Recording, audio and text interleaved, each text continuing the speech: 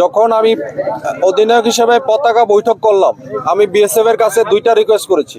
সেটা হচ্ছে, যেহেতু ভারতীয় জনগণ বাংলাদেশের বিরুদ্ধে উস্কানি দিচ্ছে, এই ভারতীয় জনগণ সীমান্ত এলাকা থেকে সরিয়ে নেওয়ার জন্য, এবং শূন্য লাইনে বিএসএফ এর অতিরিক্ত জনবল মোতায়েন ছিল, এই বিএসএফ এর অতিরিক্ত জনবল মোতায়েন সরানোর জন্য আমার রিকোয়েস্ট কিন্তু 5 মিনিটের মধ্যে ভারতীয় বিএসএফ এবং তাদের জনগণ আমার রিকোয়েস্ট শুনেছে। ইন দি কাউন্টার পার্ট, আমি বাংলাদেশের জনগণ যারা ছিল, মেম্বার এবং চেয়ারম্যান এবং গণ্যমান্য ব্যক্তিবর্গ, আমরা সবাই মিলে আমাদের বাংলাদেশি জনগণকে রিকোয়েস্ট করেছি যে তোমরা সীমান্ত এলাকা থেকে সরে যাও, এই মানুষের ফসলের ক্ষতিকরণ।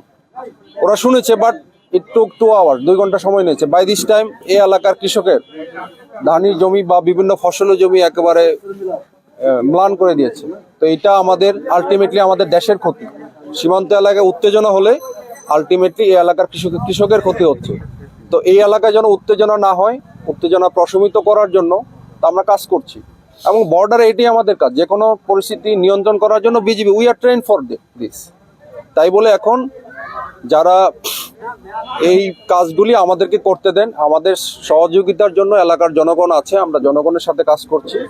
এখন বর্তমানে আমরা যেটা করছি, আমরা এলাকায় যে মত বিনিময় সভা করছি, আমাদের জনগণ যেন নিরাপত্তার সাথে কাজ করতে পারে এবং পরিস্থিতি যেন আমরা এই স্বাভাবিক অবস্থাটা কন্টিনিউ করতে পারি। এই গ্রামবাসী সহ আমরা এলাকাবাসী সহ বিজেপি প্রটেস্ট করেছি, এটা কাজটা বন্ধ হয়ে গেছে। এবং এই ব্যাপারে বাংলাদেশের উচ্চ পর্যায়ে মাননীয় স্বরাষ্ট্র উপদেষ্টা কর্তৃক এটা ব্রিফিং করা হয়েছে। আপনি আর কি উচ্চ পর্যায়ে চান?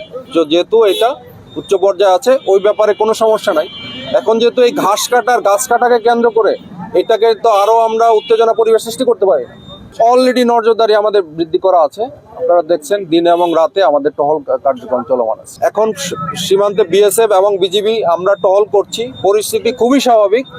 আমরা এই স্বাভাবিক পরিস্থিতিটা আমরা কন্টিনিউ করতে চাই। এই কন্টিনিউ করার জন্য জনগণ আমাদের পাশে আছে, জনগণের সাপোর্ট নিয়ে আমরা কাজ করতে চাই।